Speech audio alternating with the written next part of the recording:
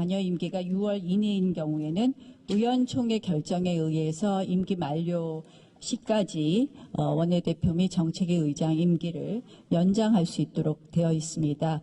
경선의 의지를 표시하는 의원님들도 계시기 때문에 내일 의원총회를 열어서 의원님들께 제 재신임 여부에 대해서 묻겠다는 말씀을 드리겠습니다.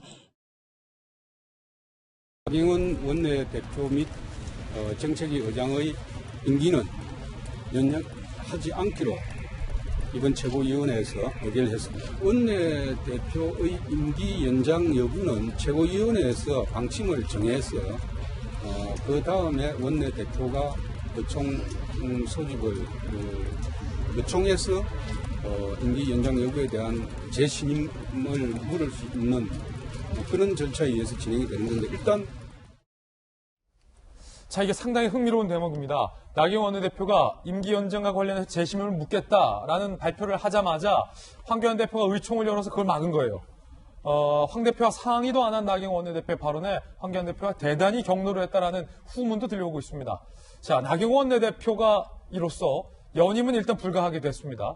자, 황 대표 입장에서 모종의 판단을 했으리라라는 생각이 드는데 이수일 변호사님, 사실 나경원 원내대표와 관련해서 업적들도 있습니다만 세간의 비판들도 상당히 많았거든요. 특히 조국 법무부 장관이 물러난 이후에 공천 가산점을 준다든지 아니면 표창장을 수여하는 등등의 일로 많은 비판을 받았어요. 특히 이번 필리버스터 국면과 관련해서도 황 대표가 이런 나경원 원내대표의 어떤 실책에 상당히 좀 쌓여왔던 게 있는 것 같아요.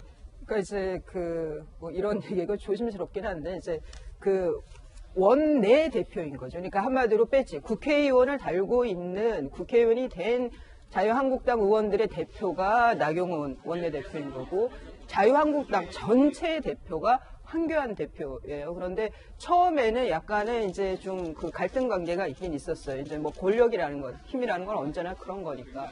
그러고 나서 이제 당대표를 이길 재간은 없는 거죠. 그래서 예, 황교안 대표와 그래도 이제 조화를 이루어 왔는데 문제는 이제 나경원 대표가 원내 전략이 부족하다는 비판을 당 안팎으로부터 계속 받아왔던 거예요. 근데 나경원 대표 입장에서는 억울한 면이 분명 있을 거예요. 사안들이 다 쉽지는 않았기 때문에 녹록치 않은 상황에서 그래서 나다르크라는 그런 별칭도 받았지만 전체적으로 의원들한테는 좀 박한 평가를 받았어요. 신뢰를 잃었다? 예, 그런데 이제 신뢰를 잃었다기보다는, 예, 그런 지적들이 있었죠. 그런데 이제 그런 분위기를 타고 황교안 대표도 이제 나경원 대표 말고 이제 다른 새로운 인물을 원했던 것 같은데 문제는 이 자유한국당의 당헌 당규라고 있어요. 이거는 나라로 치면 헌법과 법률인 거예요. 여기에 맞춰서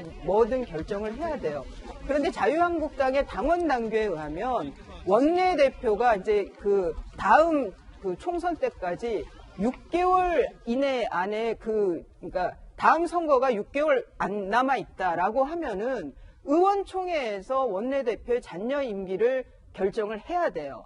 그게 원칙인데 지금 황교안 대표는 그 원칙을 무시하고 최고위원회에서 새로운 원내대표 뽑겠다라고 결정을 해버린 거예요.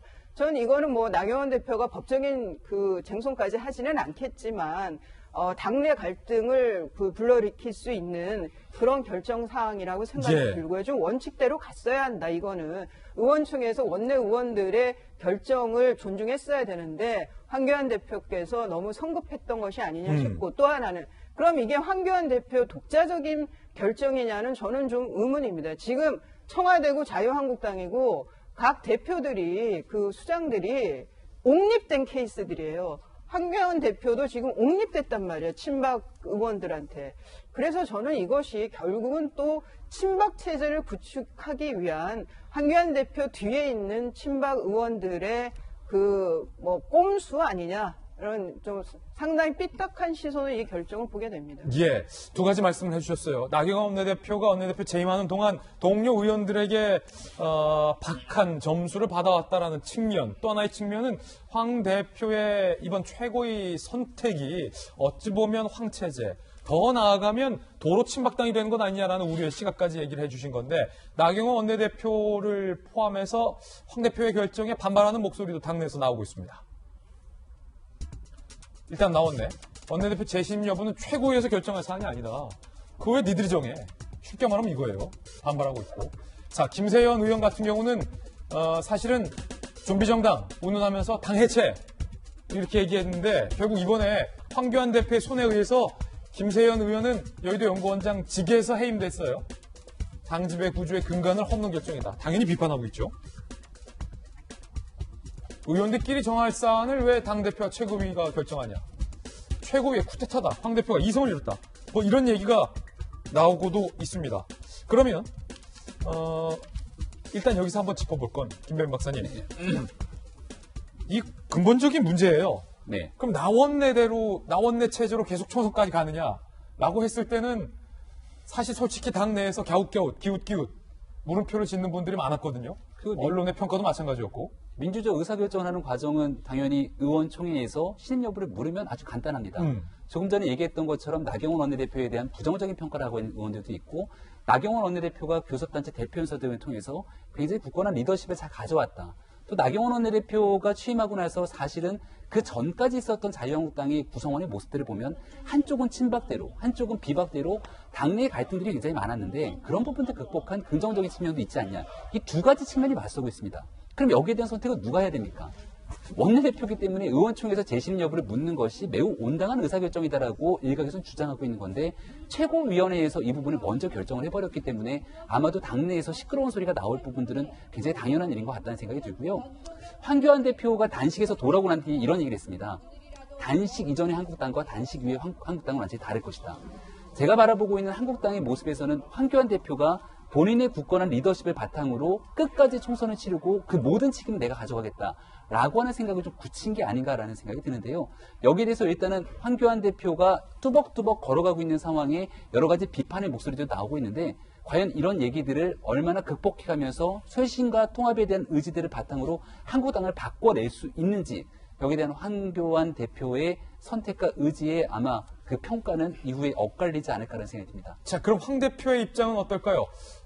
과연 두 분이서 불화설이 있었는지, 황 대표가 나 원내의 연임 시도를 왜 막은 건지, 황 대표의 입장 한번 들어보시죠. 자, 일단 쿨해요, 본인은. 임기가 끝났기 때문에 원내대표에 경선하겠다는 사람이 나왔다. 사실 원내대표 도전하는 분들 많거든요, 한국당 내에서. 원칙대로 한 거다. 나경원과의 불화설에는 웃음을 지었습니다. 허허. 거기까지만 하자. 이 허허. 어떤 허허일까? 불화설이 맞다는 허허일까? 택도 없다는 허허일까? 허 수장님. 네.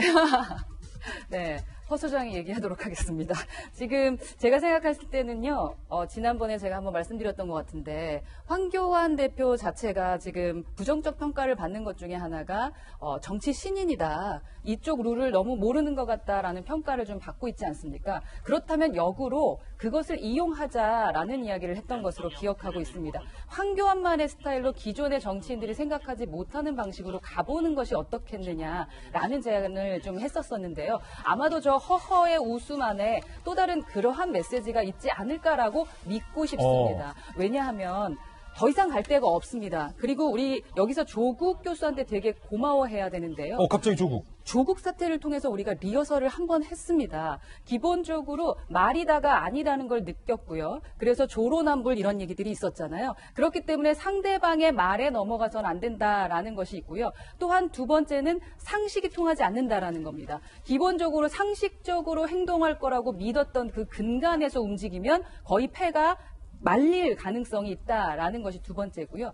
마지막은 메신저 파워입니다. 지금까지 어떠한 것들이 일어나면 메신저들, 셀럽 메신저들이 있었어요. 셀럽 메신저들이 막 공격을 하기 시작합니다. 그래서 조금 전에 조응천 의원이 얘기했던 것처럼 유시민 유재수 어디 갔습니까? 조국 어디 갔습니까? 이런 얘기 하셨잖아요. 바로 프레임을 던져버리고 나서 셀럽 메신저들이 확 얘기를 해버리면서 원래 사건들은 어디 갔는지 모르게 하는 경우들이 있다란 말입니다. 그러한 리허설을 해봤기 때문에 이번에 황교안 대표에게 보수들이 희망하는 것은 무엇일까? 뭔가 다른 원동력을 가지고 무언가 또 다른 공격을 해서 해내길 바라는 마음에 저 웃음을 좀 평가해 보고 어허. 싶다라는 그렇군요. 겁니다.